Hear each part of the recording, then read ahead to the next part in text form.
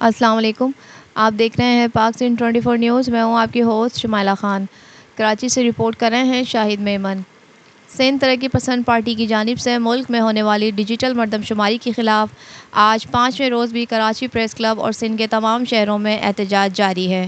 اس سلسلے میں Karachi press club کے باہر سندھ ترقی پسند پارٹی کا احتجاجی دھرنے کے کیمپ میں مرکزی قیادت، جس میں سندھ ترقی پسند پارٹی کے مرکزی رہنما گلزار سومرو، خیر محمد مکسی، عاشق تھیم، رجب مکسی، عنایت تنیو اور دیگر موجود تھے. پاک سندھ 24 نیوز سے خصوصی گفتگو کرتے ہوئے ان کا کیا کہنا تھا، آئیے سنتے ہیں. ناظرین، ہم اس وقت کراچی پریس کلب کے باہر سندھ ترقی پسند پارٹی مرکز کی طرف سے ڈیجیٹل آدم شماری کے خلاف جو احتجاجی کیمپ لگا ہے ہم وہاں موجود ہیں. اس وقت ہمارے ساتھ مرکزی رہنما ڈاکٹر گلزار سومرو صاحب موجود ہیں. آئیے ان سے ذرا پوچھتے ہیں کہ اس حوالے سے ان کا کیا کہنا ہے.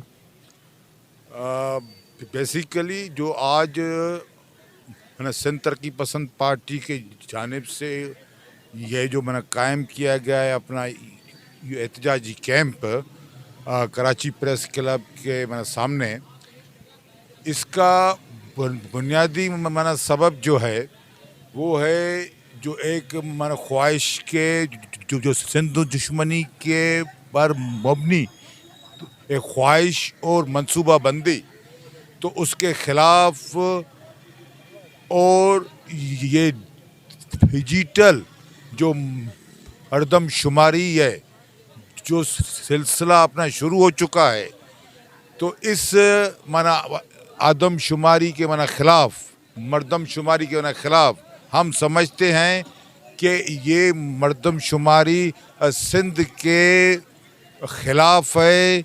نہ صرف تو یہ سندھ کے خلاف بلکہ پاکستان کے خلاف ہے.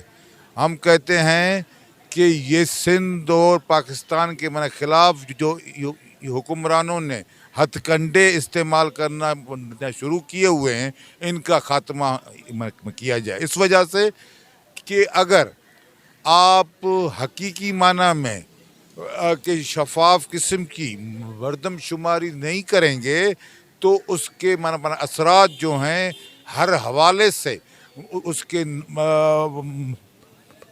منفی آئیں گے. تو منفی اثرات سے بچنے کے لیے اور اپنے عوام کو جو عدم شماری اور سینسس کے حوالے سے جو اس کے نتائج ہوتے ہیں اس کو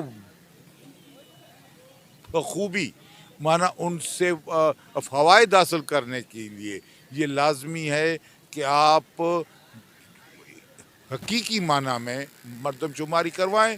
اس کے لیے یہ لازمی ہے کہ آپ مردم شماری کرنے والے عملے کو جو لوازمات اس کے ہیں ان کی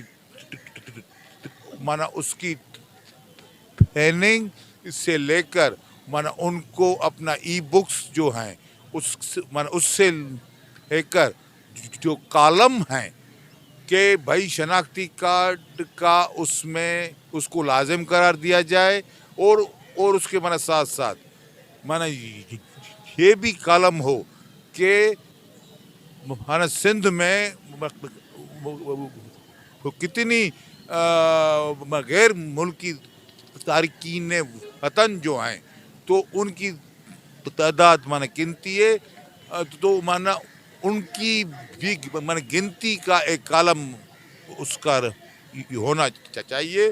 تو ہم کہتے ہیں کہ یہ سندھ اور پاکستان کی سلامتی کا مسئلہ ہے، تو لہٰذا